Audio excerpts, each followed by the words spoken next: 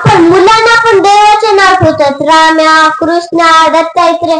आपण मुलांना पण ठेवतात आणि म्हणायचं म्हणल्यावर कसं म्हणतात, ए राम्या इकडे या, ए दत्त्या इकडे या, ए कृष्णा इकडे या.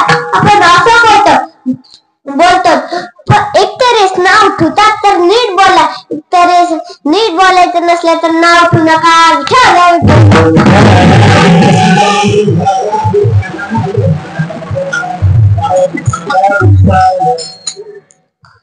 हो, संसार म्हणजे काय? अर्थ म्हणजे गाडी गुडी, ट्रक, ट्रॅक्टर, खेडीपाडी, जमीन जुमला, शेतीपोती, गाया वासरू, हे म्हणजे संसार.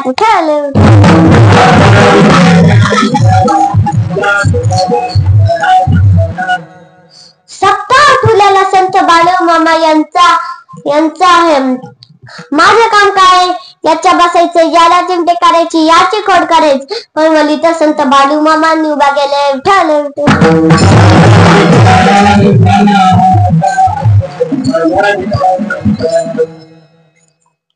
हो, संत बाळूमामाचं एक उदाहरण सांगतो.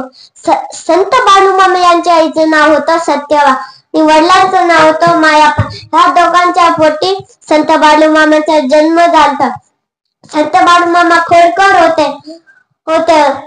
झाडाचा पाला खायचे, काटात झोपायचे, असं तो खोड करायचा. म्हणून त्याला एका शेतजीकडे कामाला ठेवलं. शेतजी चारा देत होते. संत बाळूमामा त्यांच्याकडे गेले. त्यांनी बघितले ते सगळ्या गायांना चारा द्यायला एकच नाही. ते गेले आणि विचारले, तुम्ही ह्या गायला खुराक आणि हिरवा चारा का देत नाही? दूध नाही. तसे शेतजी म्हणाले, देते, तुम्ही द्या. मग संत बाळूमामांनी त्यांच्या हाताने खुराक आणि हिरवा चारा दिला. मग शेतजी बघत बसला. जाऊन दे, आलाच लाज मारे, एकदा सांगितल्यावर डबल येणार नाही, जा आण का ते.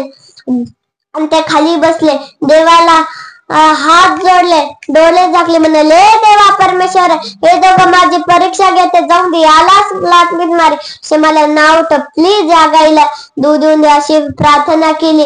जाधव महाराज कसे काढते धार, अशी तसे संत बाळूमामा धार काढायला लागले. गच्च पातेला भरला आणि ते शेतजीकडे दिले. शेतजी म्हणाले, 3 वर्ष गायने दूध नेला नाही, आत्ताच दिलं. म्हणून कधीच गाय न देणारी कधी पण देऊ शकते. नामस्मरणामुळे दूध गाय देऊ शकते. म्हणून इतकी नामस्मरणामध्ये ताकद आहे.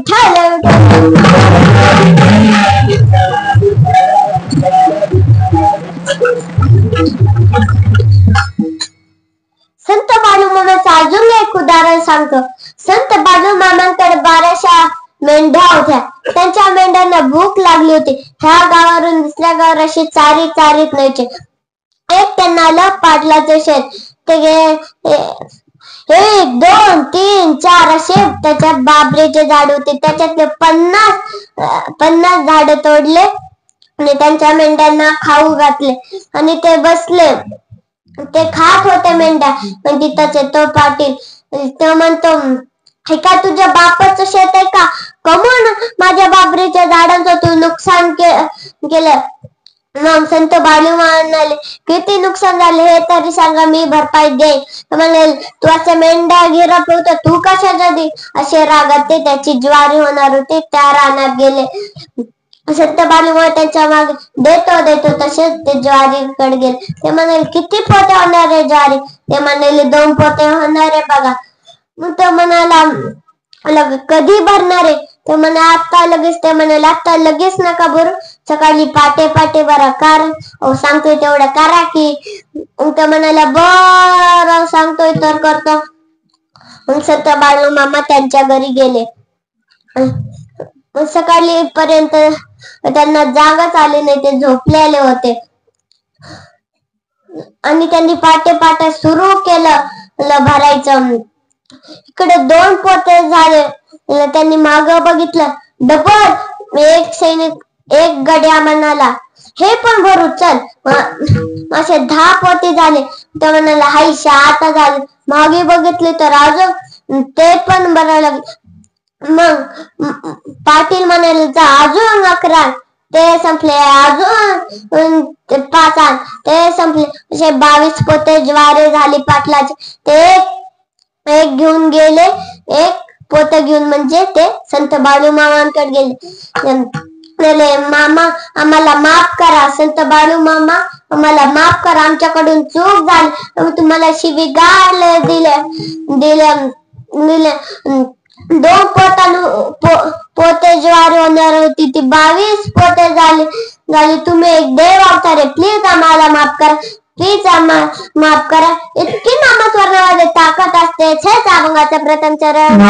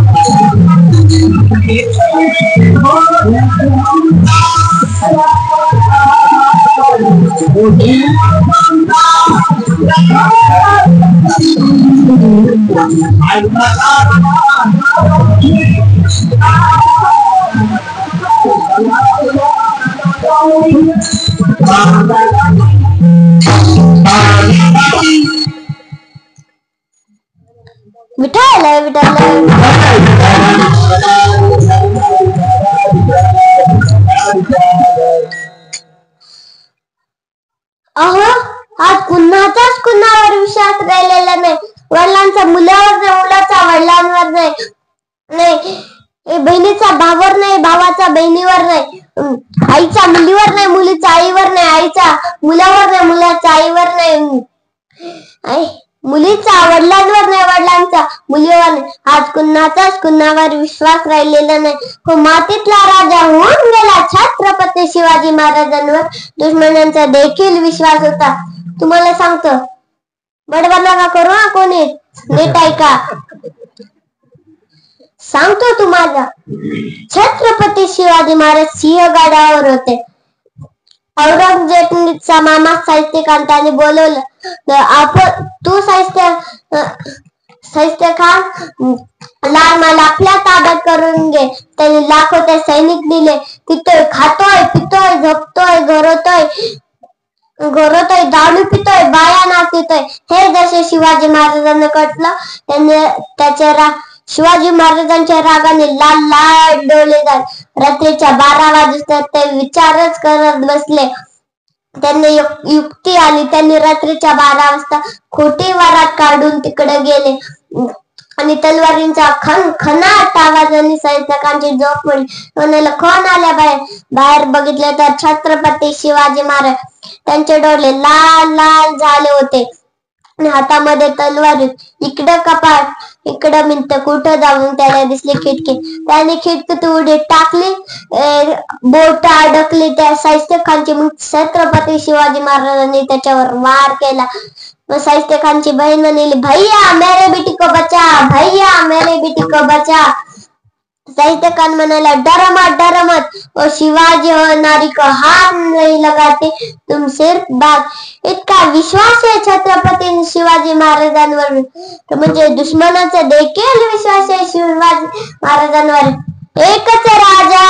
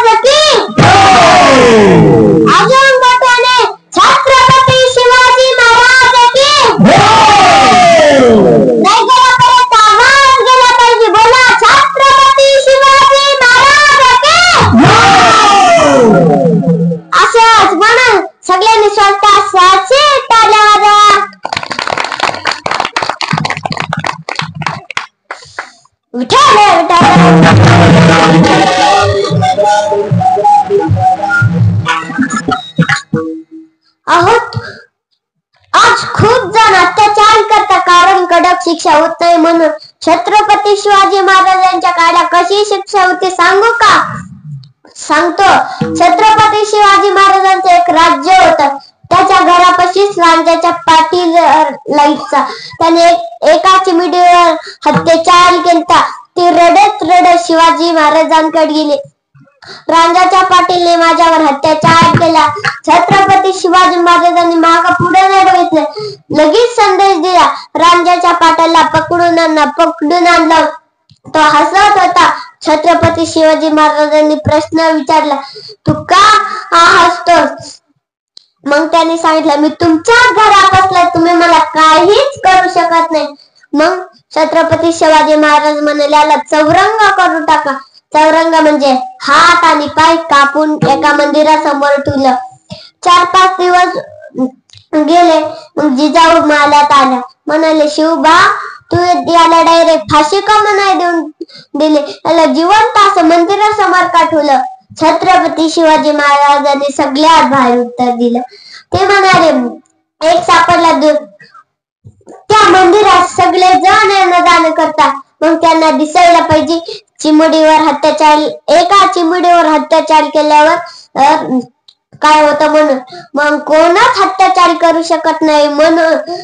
एक होते शिवाजी भीती नव्हती त्यांना जगाची. एक होते शिवाजी भीती नव्हती त्यांना जगाची. चिंता नव्हती परिणामाची, चिंता नव्हती परिणामाची. पण साथ होती मावळ्यांची, पण साथ होती मावळ्यांची. आणि शिकवण होती जिजाऊंची, आणि शिकवण होती जिजाऊंची. देशात लाट आणली भगव्या झेंड्याची, देशात लाट आणली भगव्या झेंड्याची. म्हणून मुहूर्त लावली स्वराज्याची, मुहूर्त मेढ लावली स्वराज्याची. म्हणूनच म्हणतात, जय जिजाऊ जय शिवराय. विठ्ठल विठ्ठल.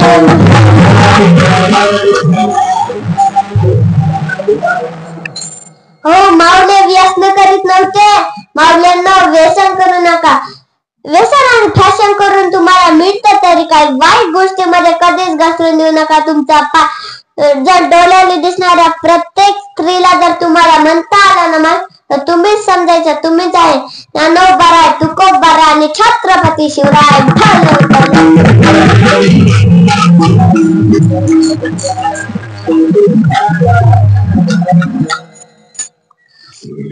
काही काही जण कशाच्या गाठोड, आपण कशाच्या गाठोडा बांधतो ते मला माहित नाही, पण तुम्ही कशाचं बांधता ते माहिती.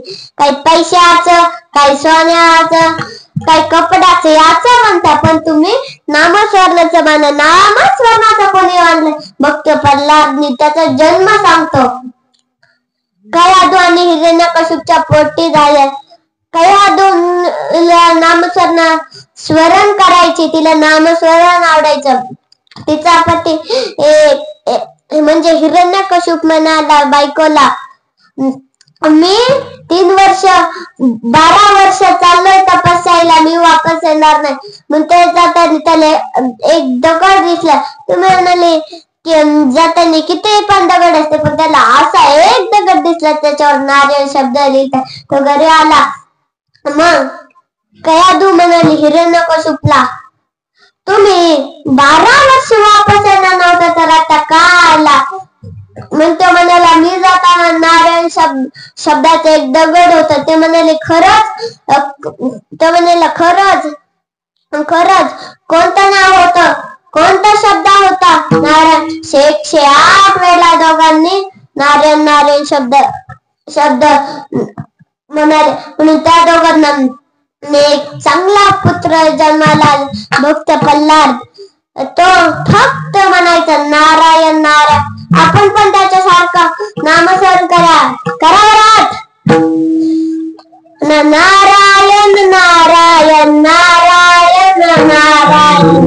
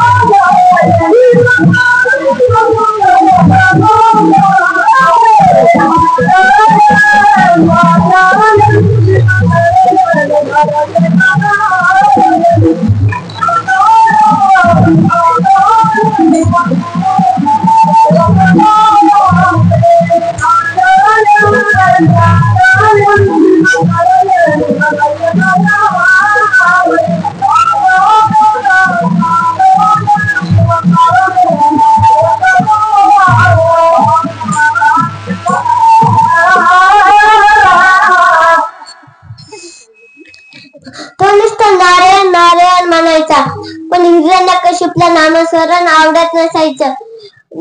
ते देवाचं नाव घेऊन तो त्याला मारायचा आणि त्याला वरदान पण होतं. तो त्याला माणूस किंवा प्राणी मारू शकत नाही. आगीत ना पाणी त्याला मरण येऊ शकणार नाही. सकाळ रात्री मरण येऊ शकत नाही. पृथ्वीवर आकाशात त्याला मरण येऊ शकणार नाही असं त्याला वरदान होतं. म्हणून ते नामस्मरण करीन त्याला तो मारून टाकायचा. त्याचाच मुलगा भक्त प्रल्हाद तोच नामस्मरण करायचं. ओम भगवते वासुदेवाय, ओम भगवते वासुदेवाय. मग हिरण्यकश्यपने त्याच्याच मुलाला शिक्षा दिली.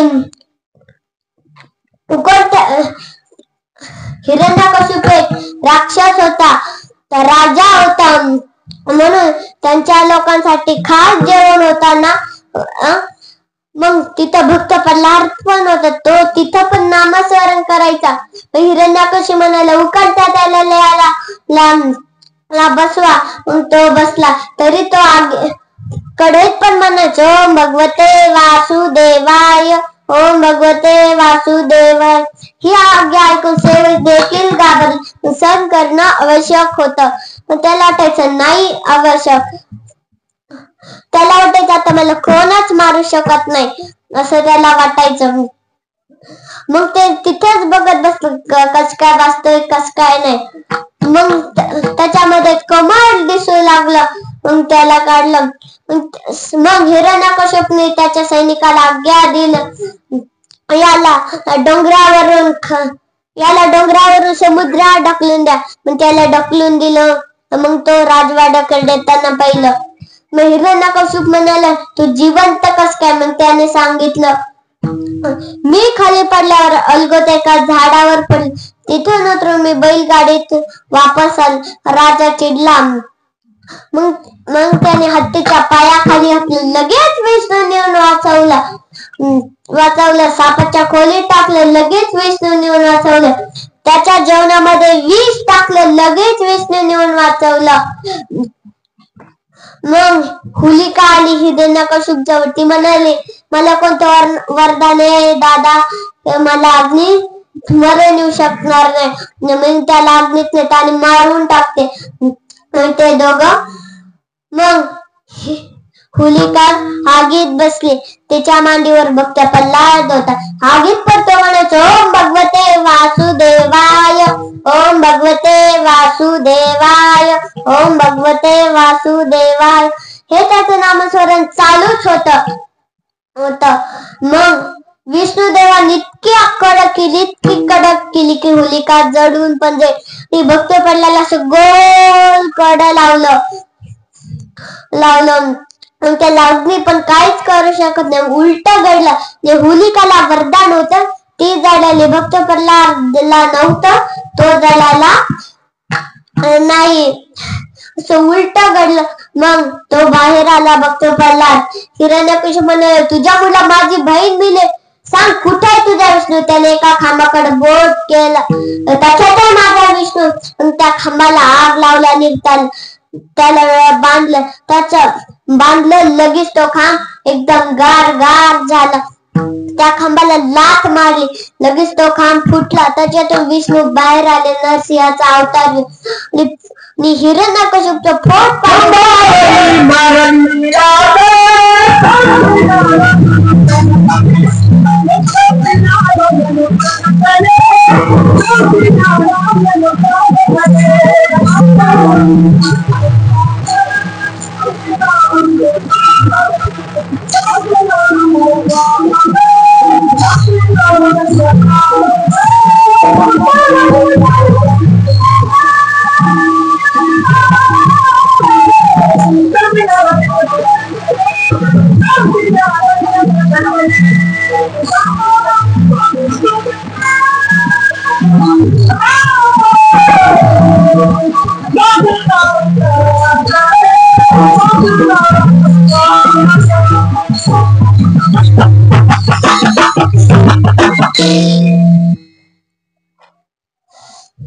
अहो तुम्हाला उदाहरण सांगतो. एक होता, दोन माणूस होते. रात्रीची वेळ होती, पौर्णिमा होती. मग ते दाढी पिऊन आले होते. ह्या दगडावर लाथ मारीत ते चालले होते. रस्त्याच्या कडेकडे विहीर होती. मग ते विहिरीत डोकावले. ते म्हणाले अरे देवा, विहिरीत चंद्र पडला. पण चंद्र पडला नव्हता, त्याचा प्रतिबिंब सावली पडलेली होते. मग ते म्हणाले एक लयच हुशार होता. तो म्हणाला जा तू दावा कुठे जातोय मी बघतो. मग त्यांनी दाव आणलं. ते वडीत येत वडीत पण चंद्र पडला नव्हता म्हणून खडकालाच अडकलं दाव. ते वडीत हा यायला चंद्र असं म्हणून त्यांनी असं दाव वडलं. डायरेक्ट असे पालते पडले. ते म्हणाले काढला ना आपल्या पट्ट्याने चंद्र, पण चंद्र विहिरीत पडलाच नव्हता, ते सावली पडलेली होती.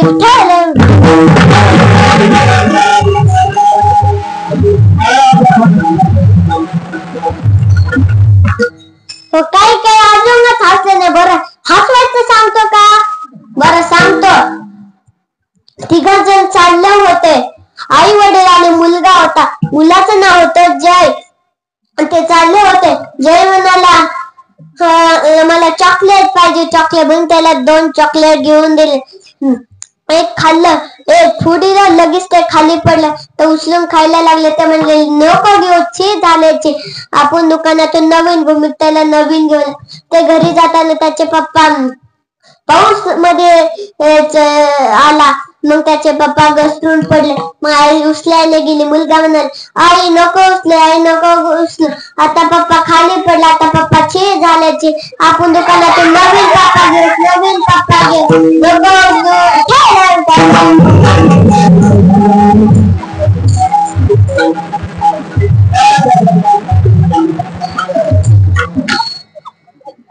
अजून म्हटलं काय काय हसलं नाही सांग. बरं तुम्हाला अजून काय रेसिपी सांगतो. 2 भाऊ होते, सोनू मोनू. मग परीक्षा आली होती. मग परीक्षेत ते 2 भाऊ होते तरी वेगळं नाव दिलं. मग त्यांना मुख्याध्यापकांकडे बोलले तुम्ही 2 भाऊ ना, तुम्ही वडिलांचं नाव वेगवेगळं का लिहिलं? मग सांगितलं आम्ही जर लिहिलं असतं तर शिक्षकामध्ये डबल वरडले असते. तुम्ही दोघांनी कॉपी का केली?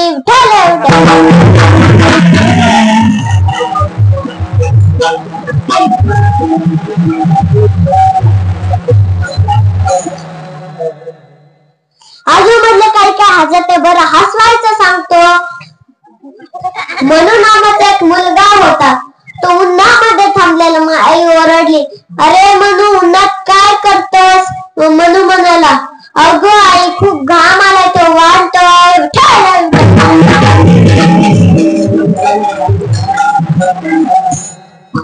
अजून म्हटलं काय काय हसत नाही. बरं अजून एक शेवटचा प्रे सांगतोय, नीट ऐकायचं.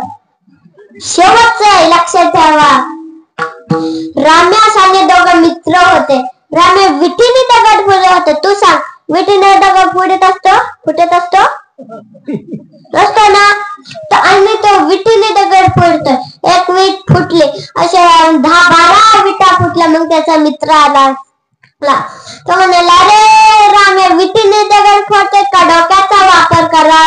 मग त्याने वीट दिली फेकून, डोकं घेतलं. डोकं दगडावर आदळलं. मग डोक्यातून रक्त येऊ लागला आणि डॉक्टरांकडे गेला. मी विटीने दगड फोडत होतो. माझ्या मित्राला म्हणाले डोक्याचा वापर करा म्हणून मी डोक्याने दगड फोडला. डॉक्टर म्हणाले अरे मूर्खा आडम्या बिनकलीच्या कांद्या, डोक्याचा वापर करणे म्हणजे युक्ती वापरणे.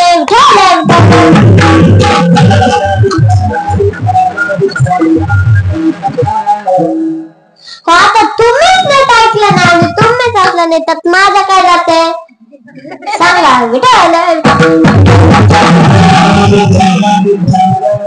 काही काही नामस्मरण करायला की असं वाढीत, कोण विहिरीत जात, कोण विहिरीत उडी टाकत, काही जंगलात जाते, काही जण जंगलात जातात, काही जण डोंगरात जातात, काही जण इथं गंध लावते. पण हो नामस्मरण करायचा उपयोग कोणता वाईट माणूस नामस्मरण केलं ना तर त्याला देव नक्कीच येऊन वाचवतो. वाल्या कोणी सारखं करा. वाल्या कोणी जंगलात जायचा, ते तिथे त्याला मारून टाकायचं. सोनं पैसे चांदणी घ्यायचा आणि त्याच्या बायकोला द्यायचा. त्याचा रोजचा धंदा. तसे 2 दिवस तो असेच निघाले. मग त्याची परीक्षा घेण्यासाठी नारद मुनी निघाले. तो झाडामध्ये लपलेला, त्याच्याकडे धारवाल्या अशा कुऱ्हाड्या होता. तो झाडात लपलेला. आले नारे म्हणत उडी टाकली. कुठे सोनं चांदणी आणि पैसे कुठे सांग दे मला माझ्याकडे नाहीये. नारायण नारायण. म्हणाले नारायण आले दी. तो म्हणाले नाहीये. एक काम कर, लगेच मी तुला दे. तू इतकं पाप कर्मचार्य करतोस, त्याच्यात तुला नरकात साथ देतील का नाही हा प्रश्न तू तुझ्या आई वडिलांना विचार. तू म्हणाला नाही, मी गेल्यावर तू पळून जाशील, पहिले ते देईन. ते म्हणाला नाही बोलले तर हा बोलले तर मी तुला दे, नाही बोलले तर नाही देणार. नाही, मी गेल्यावर तू पळून जाशील, पहिल्यांदा दे. ते म्हणाले नाही जात. बरं तुझ्याकडे दाव आहे ना, त्याने मला बांधून ठेवून त्याने बांधून ठेवलं आणि गेला तो घरी. बायकाला विचारलं इतका पाप कृत्याचार कर्मचार्य करतो तू, मला नरकात साथ देशील का नाही. नाहीच बोलली त्याची बायको. मुलाला विचारलं अरे मुला, मी वाईट करतोय, तू मला नरकामध्ये साथ देशील का रे. मुलगा म्हणाला नाही. आईला विचारलं दुशील का आई, तू तरी साथ. आई म्हणाली नाही. वडील तुम्ही तरी साथ देतात का नाही सांगा ना. वडील पण म्हणाले नाही. तो नारद मुनीकडे गेला. मग त्यांनी दाव सोडलं. तो म्हणाले आता मी काय करू, साथ देणार देव मला आता नरकात, मला कोणच नाही, आता मला शिक्षा मिळेल. तो म्हणाला चल माझ्या संग. आणि त्याला एका जागेवर बसवलं आणि माल आणि बुक्का लावला आणि म्हणाले तवर तुझ्यापाशी राम देवत नाही, तर फक्त राम राम म्हणत जा. तो राम राम म्हणू लागला, पण त्याला मध्ये राम राम म्हणता येईना, म्हणून तो मरा म्हणू लागला. त्याच्यावर वाढलूच तयार झालं तरी कळतो अल्लाह नाही. पण त्याच्या समोर रामदेव आले. मग ते म्हणाले आता तो वाल्याकडले नाही, वाल्मिक ऋषी झालाय. तेव्हापासून त्याला वाल्मिक ऋषी म्हणतात. हे कारागाचे तिसऱ्याचार्य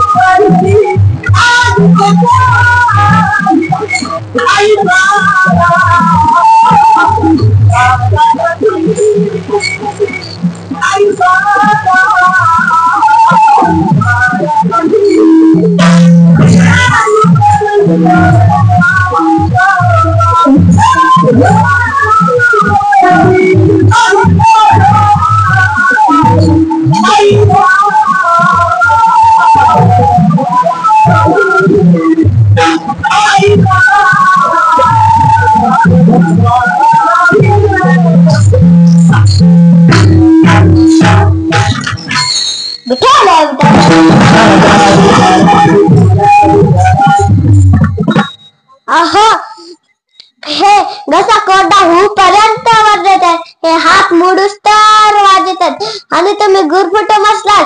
काढा ते काढा. नामस्मरण केल्यावर तर थंडी वाजून देणार नाही. काढा. पुरुष मंडळी लाडका भाव वरात करा. आपण पण नामस्मरणाचे लाभ करून घेऊया. सगळ्यांनी करायचे. ते करीन त्याला 500 रुपये. ते नाही करणार त्याला नाहीये. करा वरात. तर त्याला आता विठ्ठल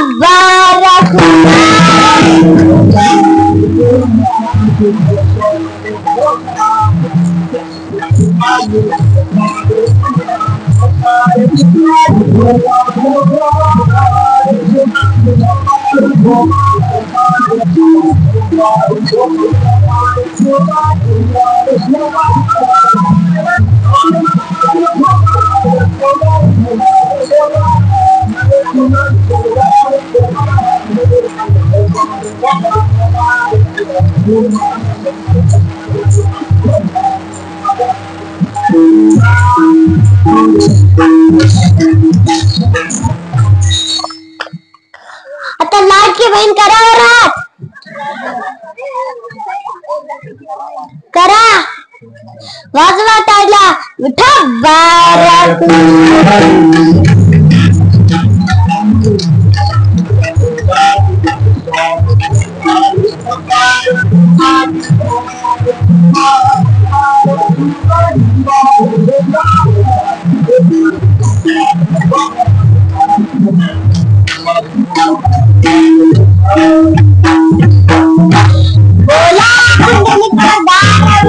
श्री ज्ञानदेव तुकाराम पंढरीनाथ भगवान की जय, माऊली ज्ञानेश्वर महाराज की जय, संत मीराबाई की जय, संत एकनाथ महाराज की जय, छत्रपती शिवाजी महाराज की जय. बोला बाळूमामाच्या नावाचा अजून थोडा मोठा बाळूमामाच्या नावानं बाळूमामांना आवाज गेला पाहिजे. बाळूमामाच्या नावात ना विठ्ठल विठ्ठल.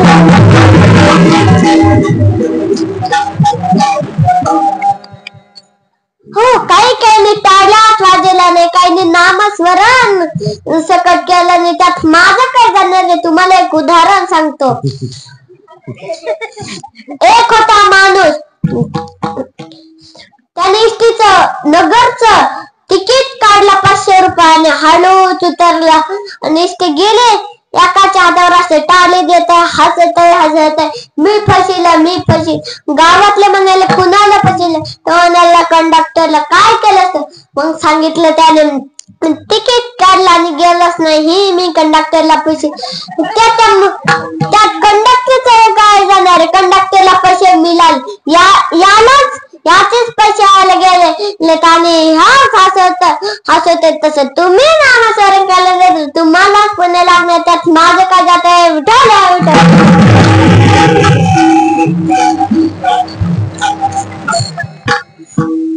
हो, वादविवाद करू नका, भांडण तंटा करू नका.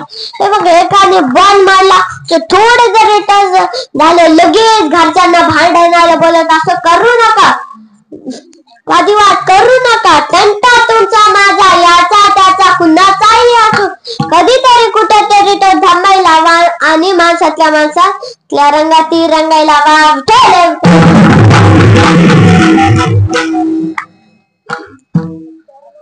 हा, तुम्हाला संत तुकाराम महाराजांचे एक उदाहरण सांगतो.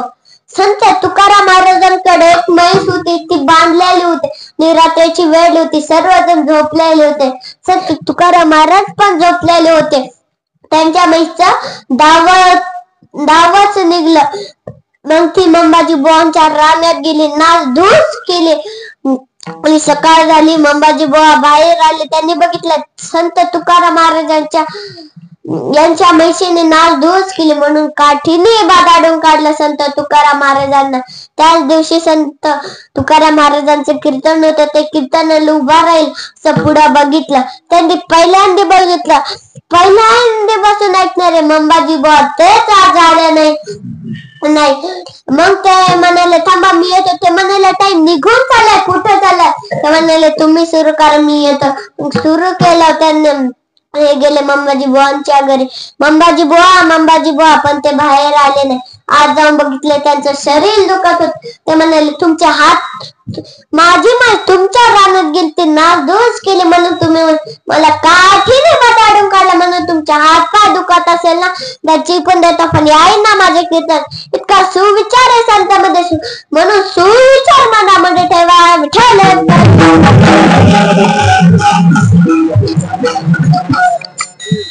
संत तुकाराम महाराजांचे एक उदाहरण सांगतो.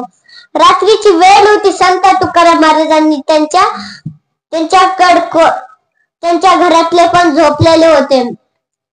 आणि चोर आले त्यांच्याकडे चोरी करायला. त्यांनी प्लॅन त्यांच्याकडे 1200 बकऱ्या आहेत ते चढायचे. घोडा त्यांच्याकडे तो चढवायचा.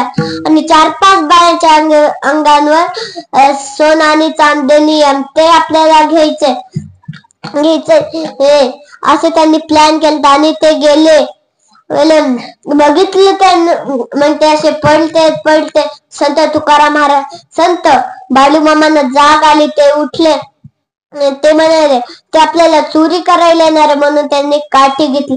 काठीने असा गोल आकार काढला. ते असे गोल गोल बसले. म्हणजे त्यांनी उलटा गोल काढला. मग ते डायरेक्ट असे उलट फिरत बसले. असं सकाळपर्यंत ते गोल गोलच फिरत बसले. मग त्यांनी त्यांच्या दिशेने असा बाण केला. ते त्यांच्या दिशेने आले आणि म्हणाले प्लीज आम्हाला माफ करा. ते म्हणाले पडून थकलात का? कोण चोरी करणार? ते म्हणाले आम्हीच करणार होतो पण वाटेत चकवा मिळाला. प्लीज आम्हाला माफ करा. प्लीज आम्हाला माफ करा. ते म्हणाले वाला कोणी मरून जायला पाहिजे आणि वाल्मिक ऋषी जायला पाहिजे. विठ्ठल विठ्ठल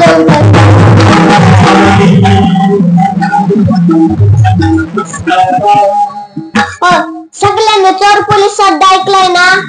आता चोरांचं सांगितलं. आता पोलिसाचं एक सांगतो. संत तुकाराम एकादशी होती.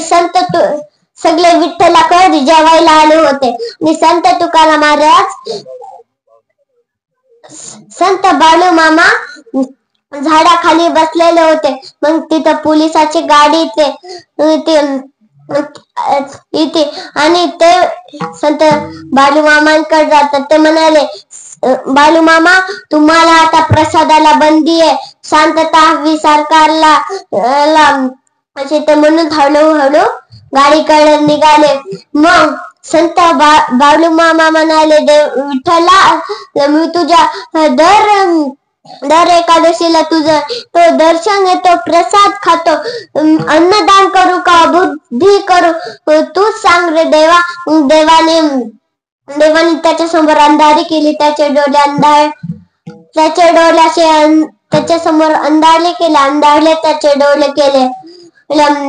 मग त्याचा एक सेवक असतो. तो म्हणाला काय झाले सर? आता तर तब्येत ठीक होते. त्याला मला काही समजा माझ्या समोर अंधारे. तो म्हणतो त्याचा सैनिक मी लहान मोठा घास घेतो. आपली चूक झाली. ते संत बाळूमामा संत आहेत. ते देव आहेत. आपण मागे जाऊ आणि त्यांना माफी दे. मग ते म्हणतात बरं तू सांगतोय ते खरं मला नी.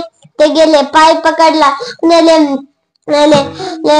मामा संत बाळूमामा आम्हाला माफ करा. आम्ही तुम्हाला प्रसादाला बंदी केले. तुम्ही अन्नदान करा, प्रसाद द्या पण माझे डोळे वापस आले. आणि संत बाळूमामाने त्याचे डोळे वापस आले.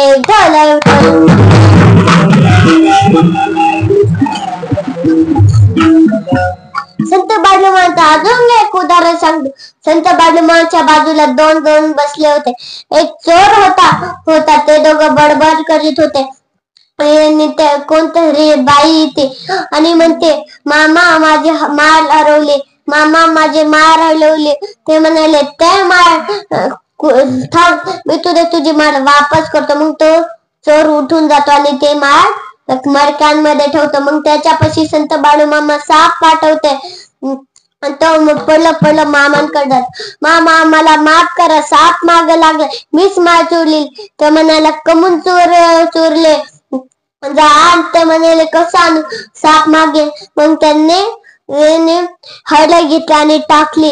तो गायब झाला. मग तो म्हणाला जा आणि माळ आणून दिले. इतकी नामस्मरणामध्ये ताकद आहे.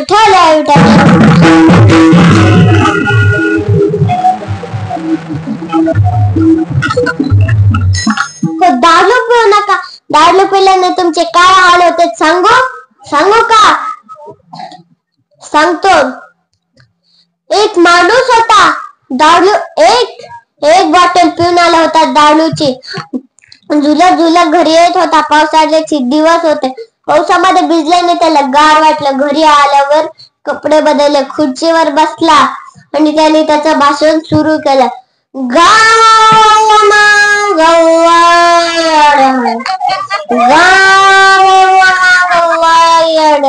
त्याची बायको म्हणाली झालं तरी काय, त्याला पुढचं आठवलं. तेच म्हणे बस. मग त्याला आठवलं मला सरपंच गेला नाही, सरपंच गेला असता ना गाय इकडची इकडे केला असतं. तू काय गाव का डाकत घेऊन बसले. रामदार गेला असता ना, तालुका बनलेला असता. तालुका आपण तालुक्यावर नाही, मला जर खासदार गेला असता ना, जिल्हा बदलेला असता. जिल्हा काय घेऊन बसले. मला जर मुख्यमंत्री केला असता ना, राज्य बदलेला असतं. राज्य तू काय राज्य काय घेऊन बसली. मला जर पंतप्रधान गेला असता ना, देश बदलेला असतं. देश राग आला, फुकार घेतली खाली. तुम्ही काय गाव बदलायला, तालुका बदलायला, जिल्हा बदलायला, राज्य बदलायला, देश बदलायला. पहिल्यांदा तुझं धोतर म्हणून माझं पक्क घातलं, तेव्हा पहिल्यांदा बदल. दारू पिल्याने इतके हाल होते, दारू पिऊ नका.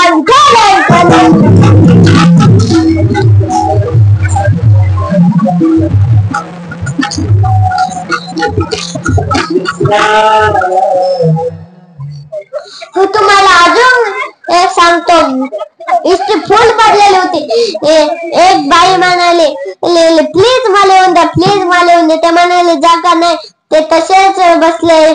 ते म्हणाले प्लीज बर माझी पप्पी घ्या, माझी पप्पी घ्या. ते कंडक्टर म्हणाला तुला मी सफरचंद ते देईन पण पप्पी नाही घेणार. ते म्हणाला माझी पप्पी नको घेऊ, माझ्या मुलीला घे, माझ्या मुलीचंच नाव पप्पी आहे.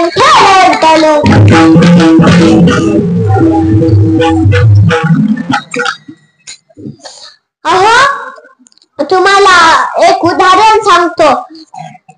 एक माणूस होता, ते दगडापासून खूप खूप छान मूर्त्या करायचा. मग गावातले येते त्याचे मित्र.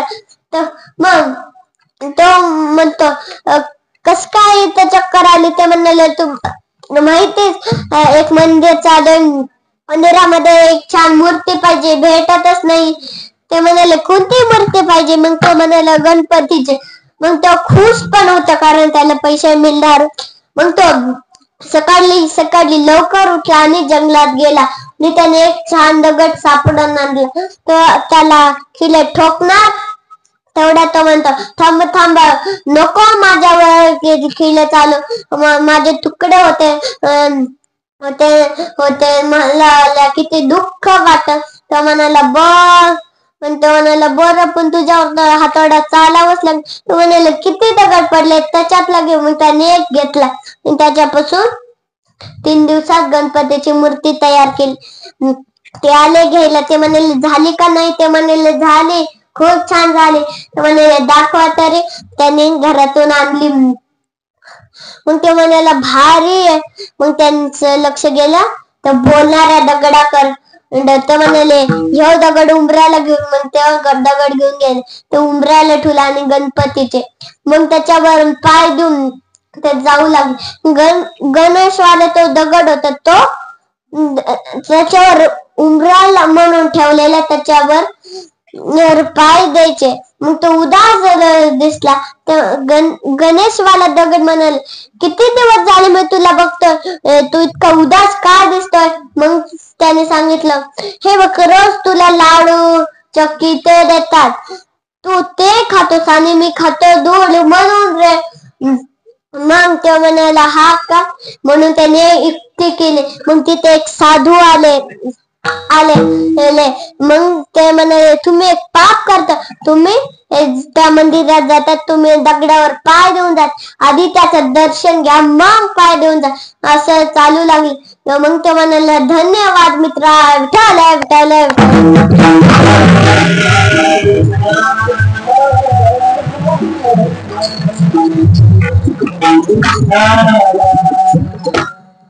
हो आई वडिलांची सेवा करा. आई वडिलांची जर सेवा केली तर पुन्हा पृथ्वीला प्रवेशनासारखं पुण्य लागते.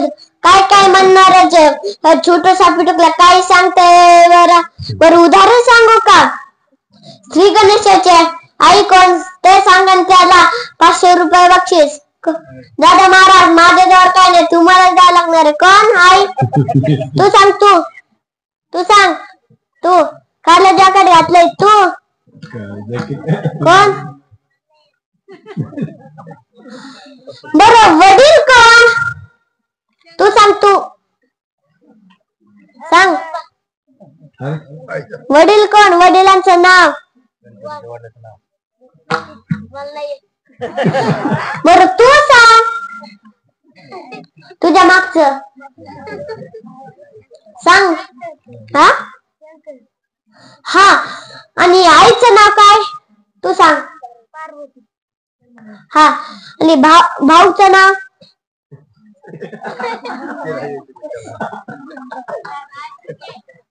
हा. यांचं एक तुम्हाला उदाहरण सांगतो. श्री गणेशाचा भाऊ होता कार्तिक. ते दोघं भाऊ ते दोघं खेळत होते. त्यांचे भांडण झाले. मी शक्तिमान आहे असे भांडण झाले. मग भांडण खेळले ते महादेवांकडे गेले. आमचे भांडण त्यांच्या समोर पण खेळलेला भांडण करू लागला. मी पहिला असे भांडण झाले. मग महादेवांनी नारद मुनीला बोलवलं. नारद मुनी आले. ते म्हणाले कमून बोलवलं? हे दोघांपैकी कोण पहिल्याने तू सांग. ते नारद मुनी म्हणाले ह्या पृथ्वीला ते 3 प्रदक्षिणा घालून येईन तेच. मग कार्तिक त्याच्या वाहनावर म्हणजे मोरावर स्वार देखील जाणे म्हणजे बसले सकट. ते म्हणे या गणपतीला हलवून लगेच जातो बघा. तो गेला आणि आपल्या ते बाप्पा इकडे तिकडे बघत बसले. त्यांचं नाव कोणता? छोटूसा पिटुकला उंदीर मामा. याच्यावर बसून कस काय पृथ्वी प्रदक्षिणा होणार? त्यांनी आयडिया सुचवली. त्याचे आई वडील बसलेले ना, त्याने 3 येडे घातले आणि साष्टांग नमस्कार घातला. आणि त्याचा वाघ उंदीर त्याच्या संग खेळत बसले. कार्तिकाला म्हणाला आज मी जिंकलो. आणि ते आई वडिलांकडे गेले. म्हणाले आई बाबा मी जिंकलो का नाही? खरंच आहे ना? कार्तिक जिंकला म्हणण्याच्या आताच गणपती पुढे तो म्हणतो थांबा दादा जिंकलाच नाही, मीच जिंकलो. मग ते तिघं म्हणाले तू कस काय जिंकला? मग सांगितलं गणपतीने आई वडिलांच्या पायापाशी संपूर्ण विश्व सामावलेलं असतं. हे मी त्यांना प्रदक्षिणा घातले म्हणजे पूर्ण विश्वाला घातले का नाही? ते म्हणाले हा गणपतीने आपल्याला युक्ती पण दिली याने जिंकला पण. म्हणून गणपतीची आरती ते करतात. म्हणून आई वडिलांच्या पायापाशी संपूर्ण विश्व सामावलेलं असतं. म्हणून आई वडिलांची सेवा करा. विठ्ठल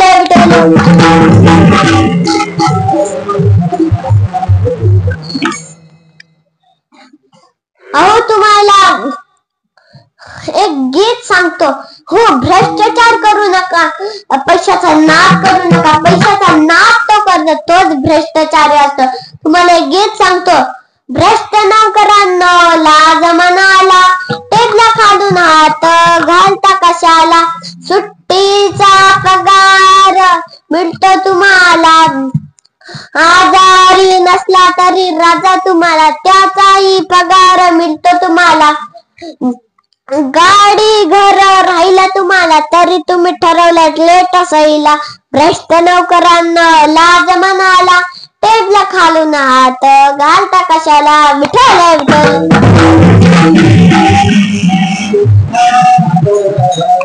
अहो मी सरकारला एक विनंती करते. सरकारने आता लाडकी बहीण काढले. लाडके पकवान वाले काढा, लाडके टाळकणी वाले काढा म्हणजे त्यांना पण पैसे भेटतात. लाडके मारकरी काढा म्हणजे मला पण पैसे भेटते.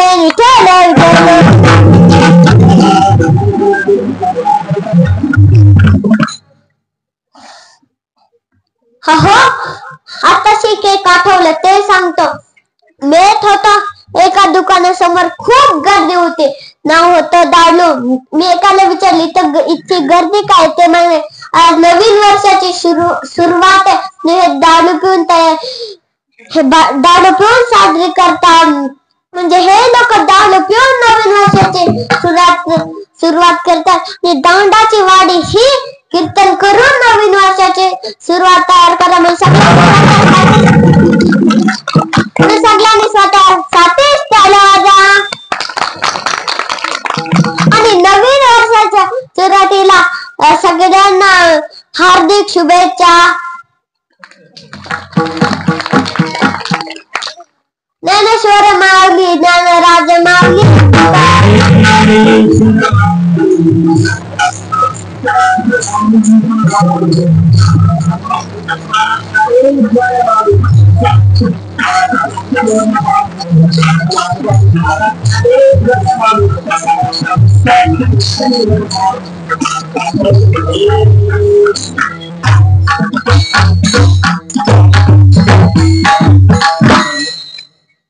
हा